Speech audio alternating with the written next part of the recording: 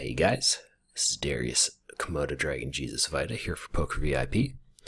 I'm playing another evening session of 100 No Limit on Stars here. A live play video as usual, guys. The games are going, so let's get into it. I've been playing this session for a while, and I actually started recording a little bit of a video a while ago. But I ended up scrapping it because I thought I was playing quite poorly. And even when just like talking about my lines, I just kind of, I said something and then, 10 seconds later thought, well, what the hell am I talking about? Am I an idiot?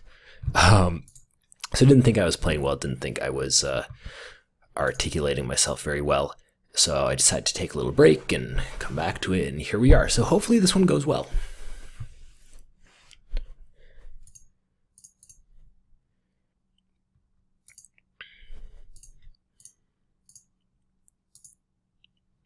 Here we have a very tight player, 3-betting against my queens. We're going to start that one off with a flat. If he's tight, I would expect him to have nearly no tens in his range. But of course, the random one will pop up once in a while. But because of that, I kind of feel like this board is just full of a bunch of blanks. Hey, and okay, maybe this video is getting off to a good start. Guys, quads.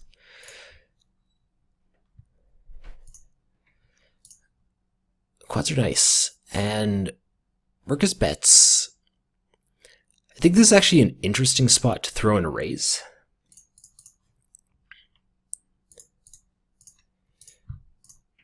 Because I'm representing just such a ridiculously thin range, I still think we're going to get value from all his overpairs. I'm going to take my free river with the King Jack, hoping to improve.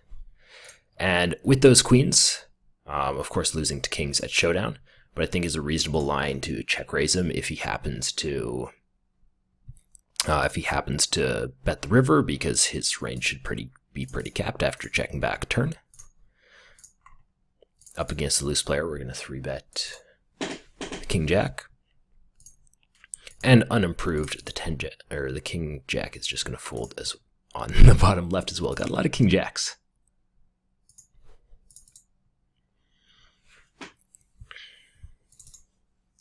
And interesting, so I actually got led into.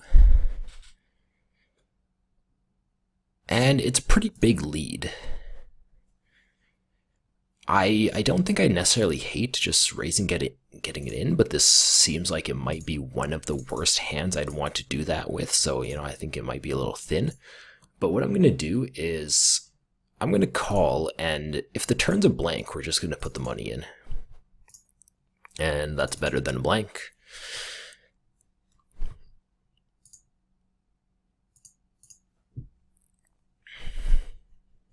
So I do expect him to bet fairly frequently. He decides to near pot it. And yeah, I mean, guys, this is a spot. If he has better, then he's got better. Good luck to you, sir.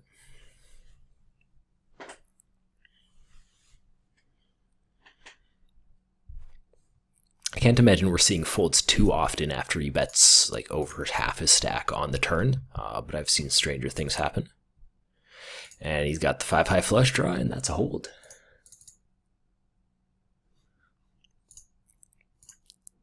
Fun hand.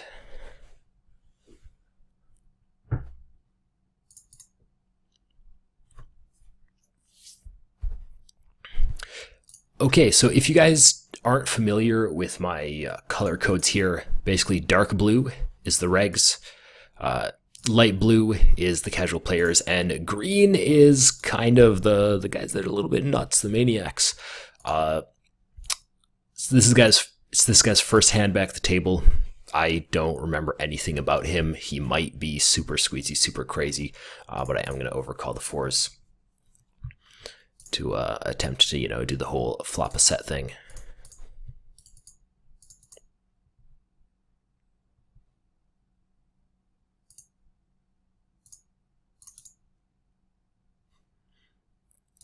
And no set on the flop, no improvement on the turn into 3 people.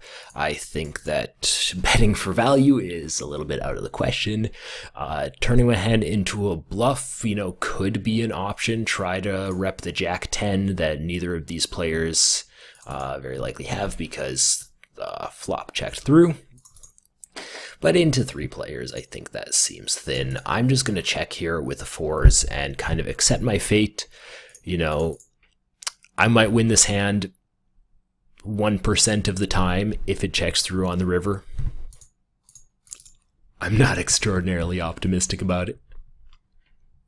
And facing a river bet call seems suicidal.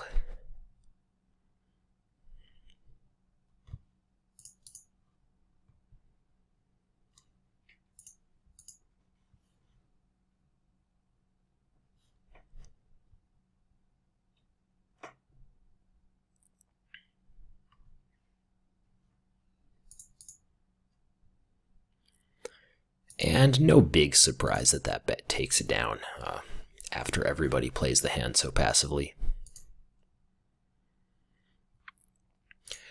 So this Philly player is pretty fun to play against. He's pretty wide, playing 37% of hands. But one trait that he has is that his fold to 3-bet is crazy small, guys. 19% so far. I mean, it's not the biggest sample, but that's what it is so far, and it's pretty far from normal, so I wouldn't be surprised if that was if that stat there wasn't far from the truth. So we're not going to be looking to 3-bet bluff him all that often. And I guess the times we are, it's just going to be in position, so we're just going to use an extended value range. I called my 8-9 in the big blind on the flop, faced with a massive bet. Turn the nuts. That might be the theme of this video. I hope that would be the theme of this video. So what does this guy bet $6 into, I think it was 7 on the flop, and just check the turn with? Usually that $6 bet isn't going to be a bunch of weak hands. Usually it's going to be something a little more polarized. So against a range of, him having strong hands and bluffs on the flop, I don't think going super small with nutted hands makes a lot of sense. Unless your goal is to bet so small that you might induce some sort of a spaz. That, of course, does have a little bit of value to it, but I don't know if it's enough against a player I know next to nothing about, other than the fact he plays the old standard 20 BPIP.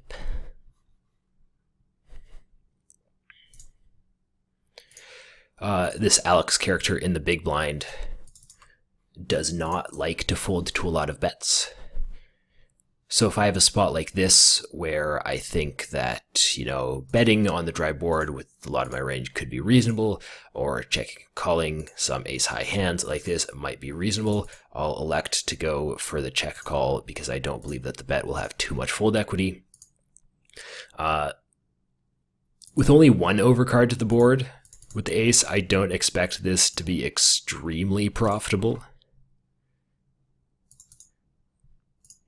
Something like ace-10 will of course do much better.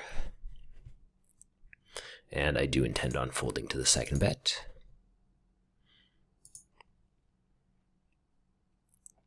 Up against a short stack with ace-king, I 3-bet pre-flop. Again, absolutely lovely flop. There's almost nothing he can do to get me to fold my hand. The question is, how do we size this? And I'm going to start with 9. And I guess we're going to go for 3 bets here. The other option is, of course, going for 2 bets because he's a little bit more short stacked, but I would have to... I think that would end up being like a pot bet on the flop and a slight overbet on the turn, and that seems... that doesn't seem like the optimal way to play the ace-king. The 9 pairs... which is of course going to be better for him than for me. But I still think ace with the king kicker falls into very happy value bet land. Like I said, I have no intention of folding facing a raise here, though we might be up against a tight range.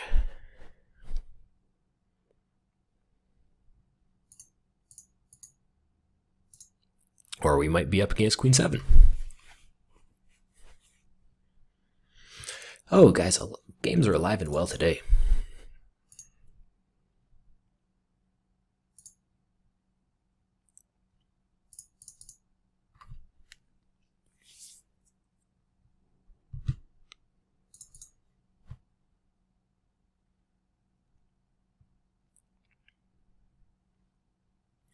Okay, so now that he's played a couple hands, this player's HUD stats pop up, and, I'm starting to see why I have marked this guy as a maniac, playing nearly half of hands, 3-betting nearly a quarter of hands.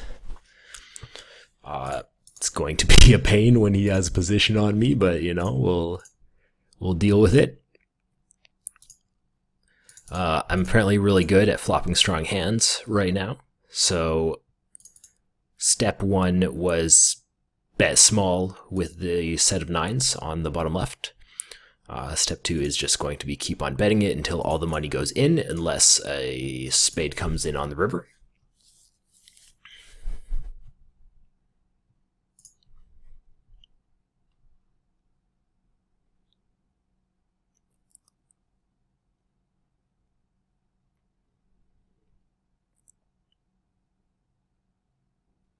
Ooh, interesting.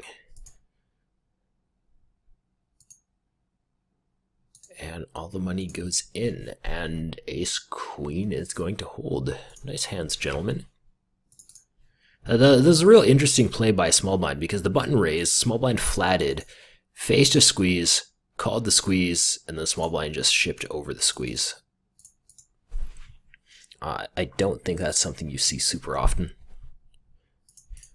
And guys, if you're in this player's shoes, I think just a 3-bet to begin with the ace-queen would have been the best play there.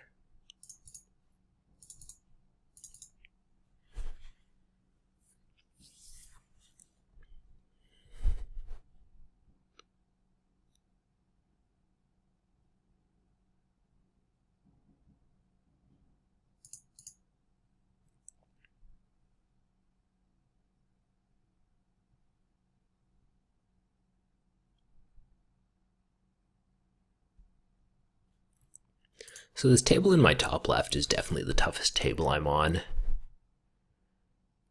And from the looks of it, the two unknown players here seem to be pretty solid as well, so I think I might just swap this table out.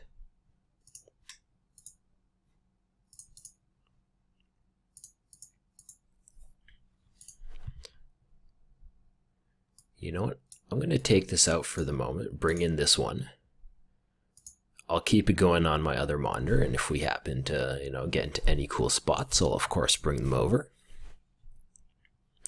I'm going to throw in a small c-bet with my 7-9. This is a board I should get a few folds on. But also this player has limp re-raised me before, so when he doesn't limp re-raise me this hand, I expect him to have, less strong hands such as kings. And therefore I expect my fold equity to be even larger.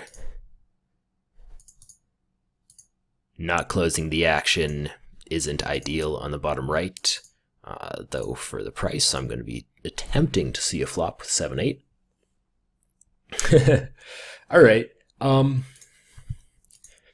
bet. Guys, do we win this one out of, what is this, we're getting 8-1, do we win this 1 out of 9 times? I'm willing to say probably. So, bank that 7 on the river, see how we do. Not great this time, but frankly, for those odds, unless he's literally never bluffing, that should be good.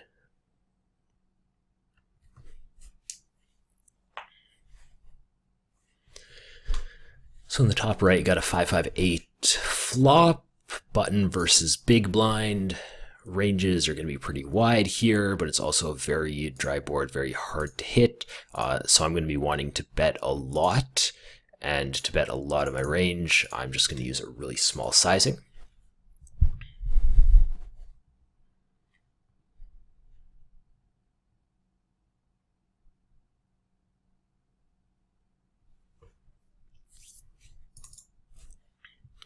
And so we see a raise. Against this sizing, fives and some bluffs should raise, and I'm guessing that eights should raise some percentage of the time too. But I, of course, have a hand that's very strong in my range. Pocket tens, I mean, even though it's susceptible to like overcards that it may be check raise bluffing, pocket tens is, you know, essentially the same as aces here because he's never going to have jacks, queens, or kings.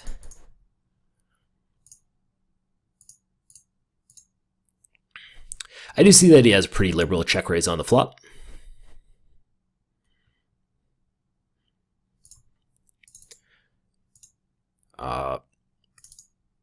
This is annoying.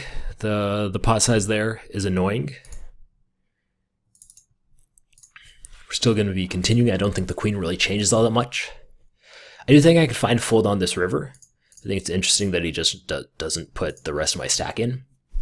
But the main bluffs he's going to have here are probably going to be 6-7, and that gets there, so that's 16 combinations that improve, which probably makes him quite value heavy.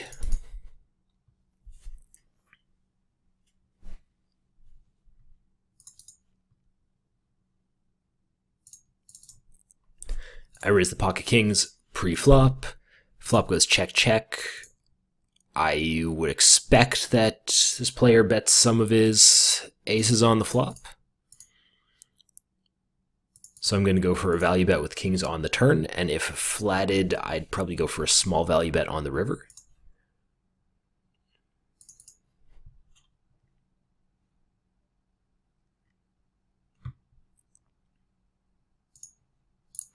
I'm going to be raising the king 8 blind versus blind. This reg seems to be playing an interesting strategy in the big blind from my samples so far.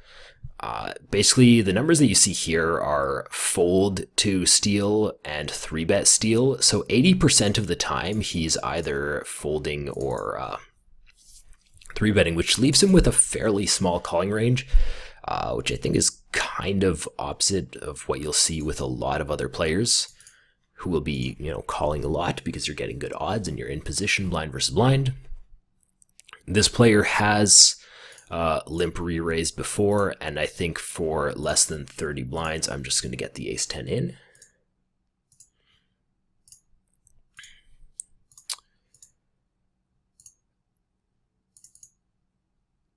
I don't think my sizing really matters here. This guy's range should be really capped. I'm just going to go for the click it back. This essentially gets us all in against this player. But provides additional get the hell out of the pot money to the small blind here. And if he calls this or shoves over this, I am going to be extremely weirded out.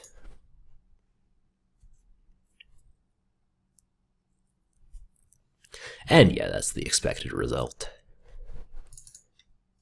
And let's get it in, see how we do. We're up against threes. Even though we're flipping, you know, if he's shoving hands like threes, then ace-10 should be doing quite well there. I decided to defend king 8 in the top right against under the gun because this player is pretty loose and pretty aggressive. And the wider he is, the more I can defend. I will just be folding king 8 on this flop, though.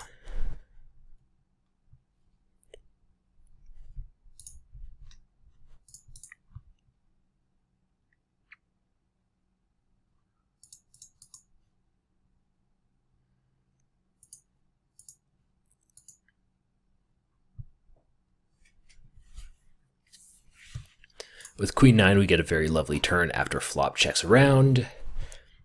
I do think I'm doing quite well.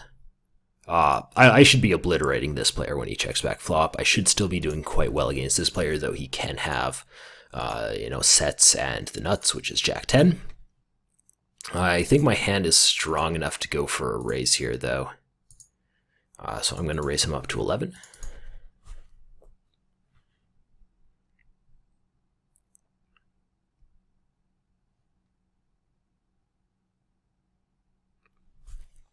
And now the flush comes in. I'm not entirely sure how scary the flush is.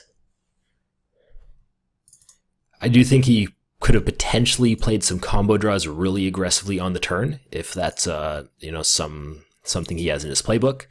I also block a lot of flushes with my queen, so he can't have any queen high flushes, or just ace queen, king queen, or anything like that. I'm going to throw in a small value bet on this river with the intention to fold to a raise. I think I can still be called by plenty of worse hands. Worst two pair come to mind.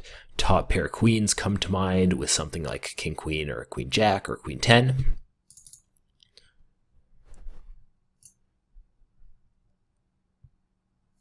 Yeah, we got him.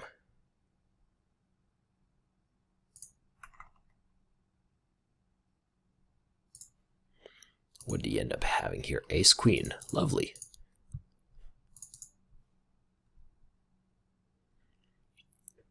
Okay, so I often just play like a 3-better fold strategy of the small blind, but I think this is a spot where it's important to have a flatting range. First of all, it's a very small bet. My odds are pretty good. Button is definitely a weaker player, and the weaker they are, the less I want to be 3-betting hands like 8 high. There's also a weaker player in the big blind, so letting him into the pot I think will be valuable as well.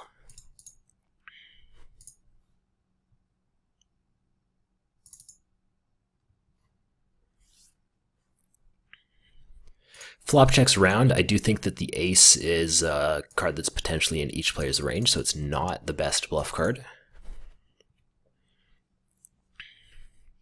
That being said, when they check back this triple hard board, maybe going something like a bet and bet blank river is a pretty good strategy. Just to represent the flush.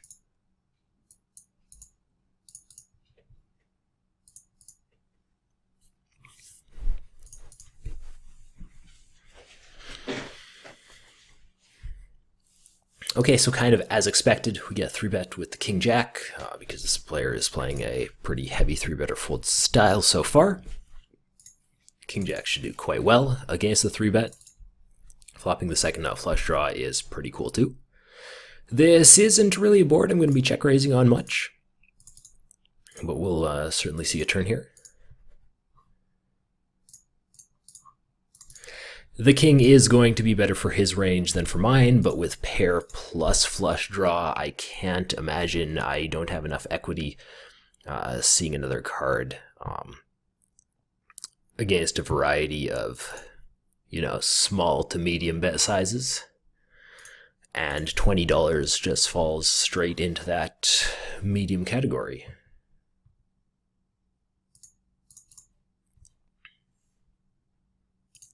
So yeah, I think calling turn and folding river unimproved will be a decent line here with king jack. I think this ace will get bluffed way less than a lot of other cards too.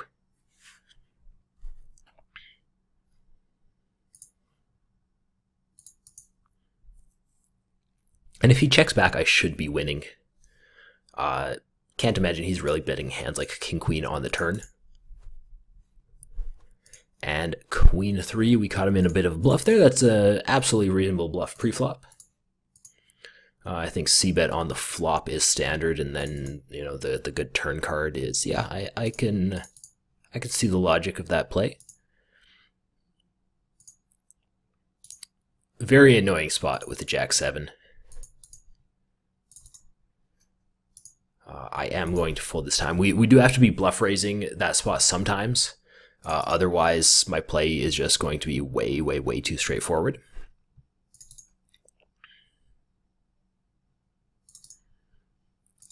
King Queen, I'm up against a loose player who has fairly low fold frequencies, so instead of just going with a small sizing on this dry board, I'm going to size up a little bit, try to exploit his inability to fold too often, and just go for the bet to eventually get his entire stack. You know, hypothetically, if he happens to call.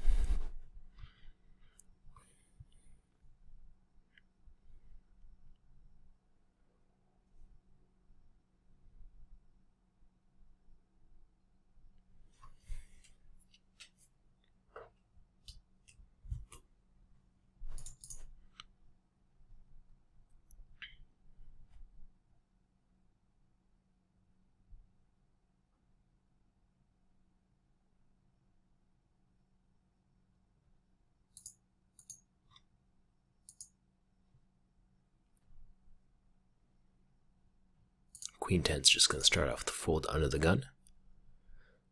There are a couple players I would gladly play against at this table, but I don't think opening my under the gun range up that much is going to be the best way to go.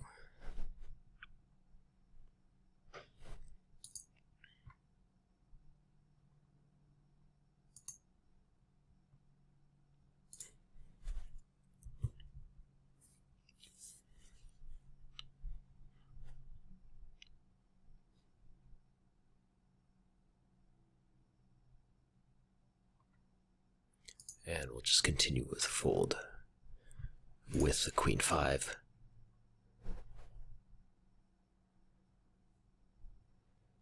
You can observe a potentially interesting hand here where there was a bet from Philly on the turn and it got raised by our loosey-goosey green player here. Let's see if he follows it up with a river bet.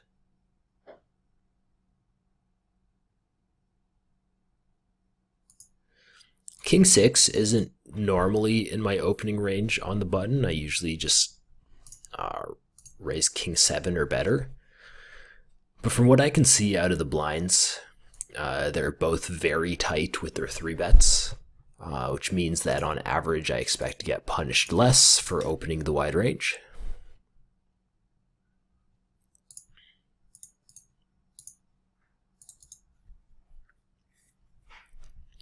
With the ace-10, I love the fact that he snap checks back.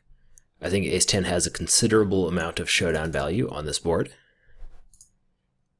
And I don't know, maybe he has check fold on. Maybe that's why he's checking so quickly. But I'm still just going to try to get this showdown.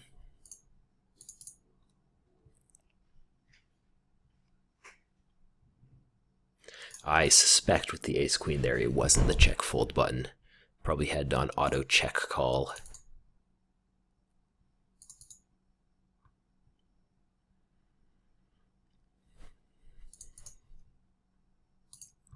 Whoa.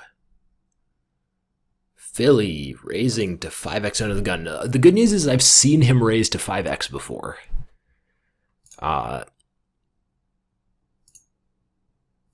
Which means if he's done it multiple times, there's more of a chance that it's not just absolutely nutted hands.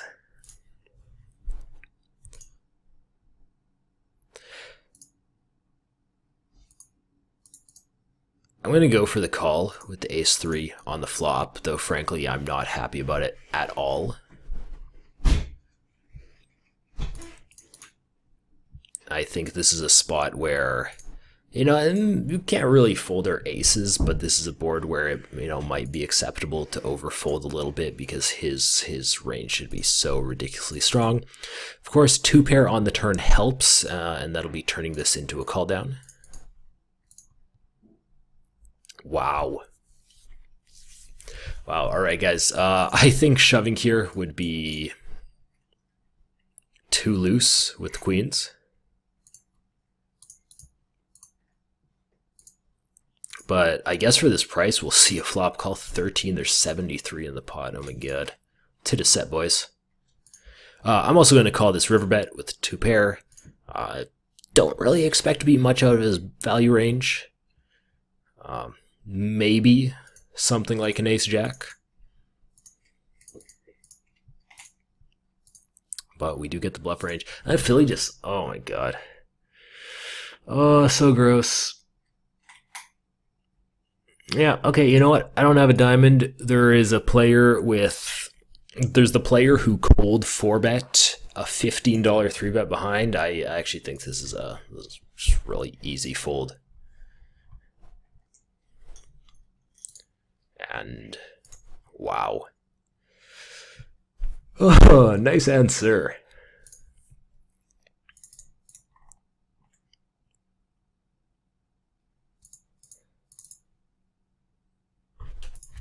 I'm going to add a note here. 5x under the gun with 10-9 suited, which is, great to begin with. Gets 3-bet and cold 4-bet flats. That is, it worked out, but I guess something tells me that's an extremely optimistic play. Love to see that kind of play coming out at the tables. Unfortunately, we weren't the winner there, though. And we'll go for the overcall with Jack 9, getting pretty good odds. Flop an open ender.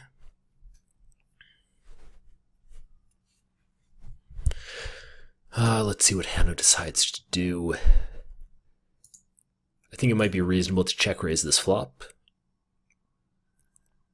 Maybe a little less reasonable when we're suddenly getting amazing odds on the turn, and when Philly snap calls. Means he probably doesn't have much intention of folding to a raise, so I should be bluffing him less. And, of course, we just saw him make an absolutely loose call with that 10-9. So, that just kind of adds to the reasons why I don't think I should be bluffing him too much.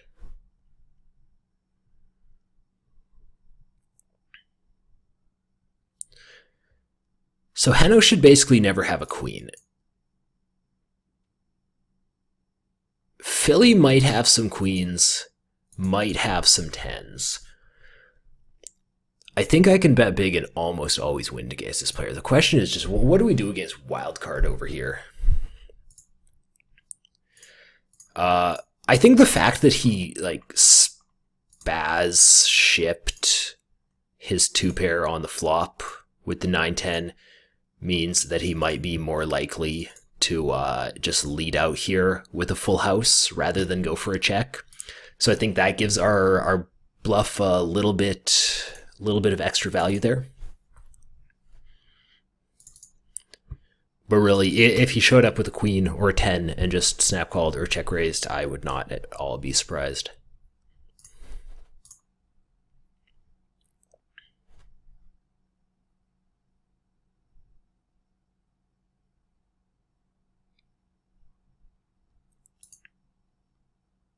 He doesn't like to fold to a lot of 3-bets. Out of position, king-queen is against a player who's not going to be folding much. I think I might just want to flat here and just push in a lot of money anytime we improve post-flop.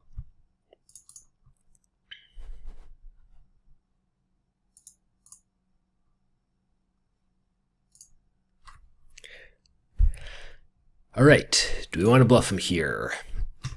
Hypothetically, range is pretty capped. He might have some 9s. Keyword some.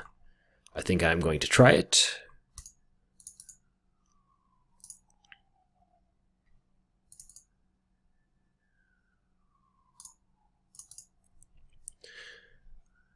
When I get called, he probably has a lot of spades in hand, so I don't think this river is the best to bluff.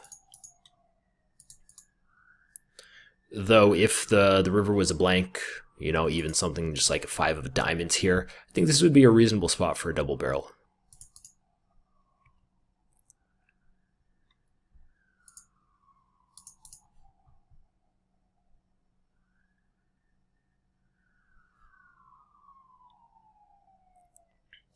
We have a very dry board with 4s. Against one player, I'd often be just throwing in a small bet here, but against two players, I think checking back might be better.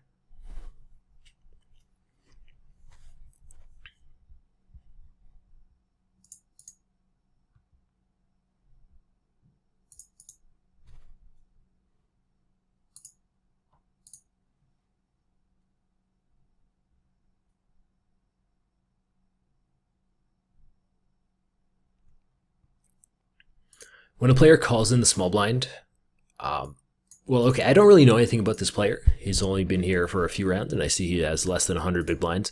So, I'd expect him to be weaker than normal. But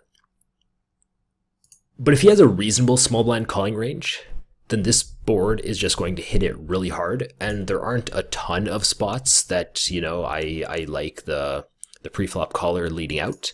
But this is definitely one of them. I like it. It's also a spot where if it checks to me, I'm going to be checking back a fairly considerable amount. I'm not thrilled with my hand, but I think for this price, I'm going to call. And I did end up timing out on the turn with the fours, but I did want to check it back. Anyways, I'm going to check back here and expect to win a decent amount of the time.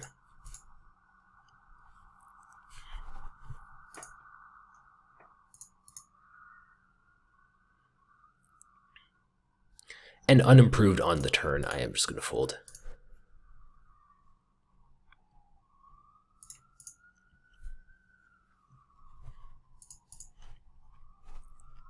So basically, the reason why this type of board is so good for him is because a lot of players' small blind calling ranges will be, one, they'll be pretty narrow, and two, they'll kind of be narrow in a bunch of middle-ish hands, those medium pairs, the medium to high, like suited connectors and broadways, and this board is just going to hit like every single one of those hands.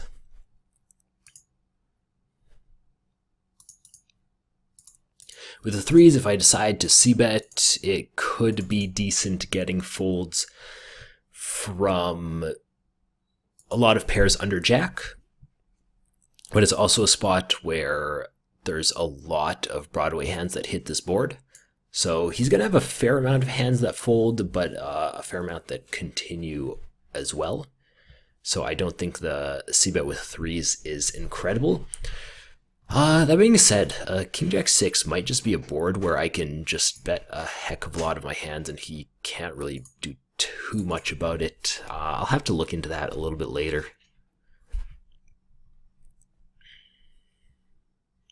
A little bit of an overbet, 32 into 27 coming in on the river from Loro 9293. Looks like it takes it down.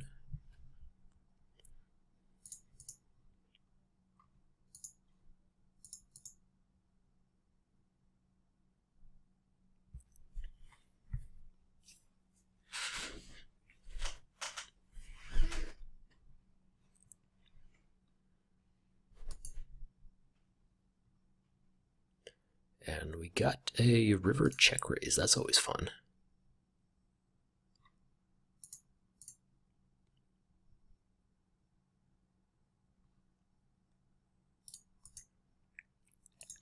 I'm going to go ahead and mark this Grossy M player as a casual because he opened the button for 4 big blinds without any limpers or anything before him. And while frankly, I could be convinced that he's using a good strategy that utilizes that size well, I think for 99% of the players who use that sizing, they're just going to be on the weaker side.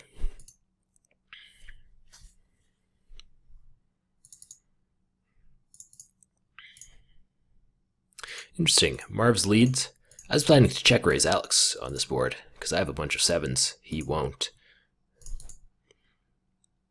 But I'm intrigued by this lead.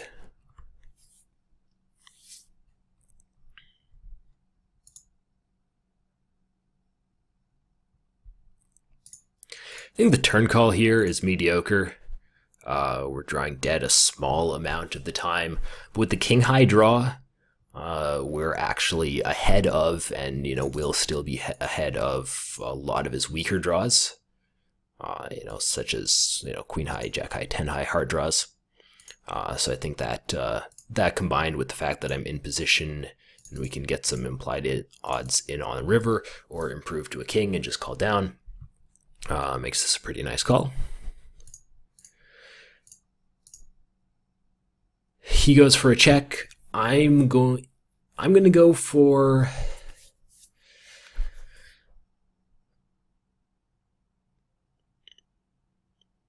I think I'm going to go for a pretty large bet on the river. Yeah, something like 2250 here. And here's kind of the logic behind it. I do think that if he has just a missed draw, then this sizing is way overkill. I could get him to fold a missed draw with $5. But thinking about the types of missed draws that he could have, some of them will include eights, some of them might hit the jack on the river, with something like a jack 9, or depending on how loose he's playing, even worse jacks like that.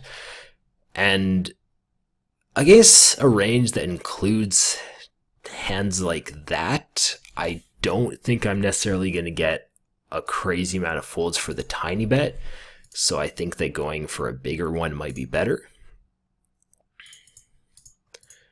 He shows up with queens, which is a very passive play pre-flop. I didn't expect to see many overpairs like that at all.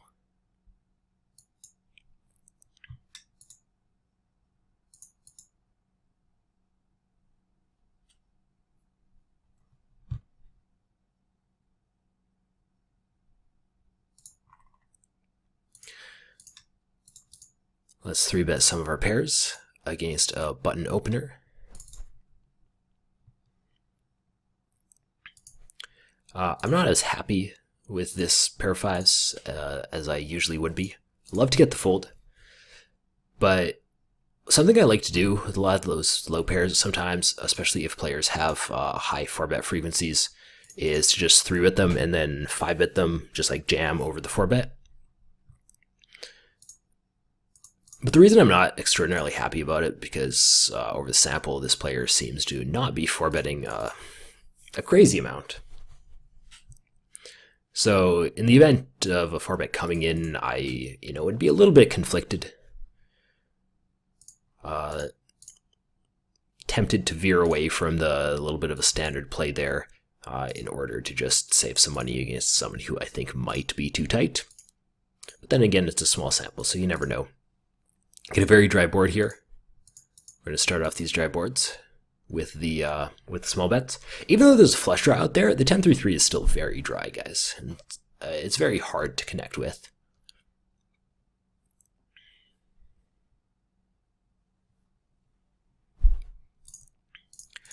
And you know what? Let's play this King 9 hand and then call it a video. So hopefully it's a nice one. All right, we start off okay. I think 3-way, this King 9 second pair is going to start off with a check. Philly decides to lead.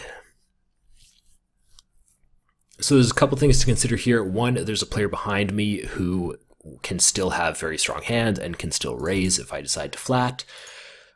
If Philly has a draw, there's potential for it to be a multiple overcard to my 9 draw plus plus his actual draw outs. Like if it's a jack 10, he has outs to an 8. If it's a flush draw, he has outs to a heart. And I'm very sorry, you guys, if you can hear the sirens in the background there. Hopefully those cops will go away soon. Don't think they're coming after me.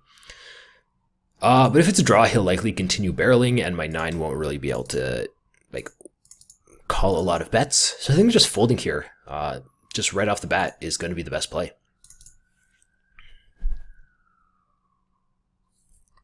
And guys, on that note, I'm going to call it a video. I did mention that, I hope I was going to play well and hope that I was going to, articulate things well. I think I did. Maybe you guys can leave some feedback in the comment section below the video. Stuff you liked, stuff you didn't like, question you had, anything like that. Guys, anything goes. And that's going to be it for me. So once again, guys, this has been Darius Komodo Dragon Jesus Vita for PokerVIP. Thanks for watching.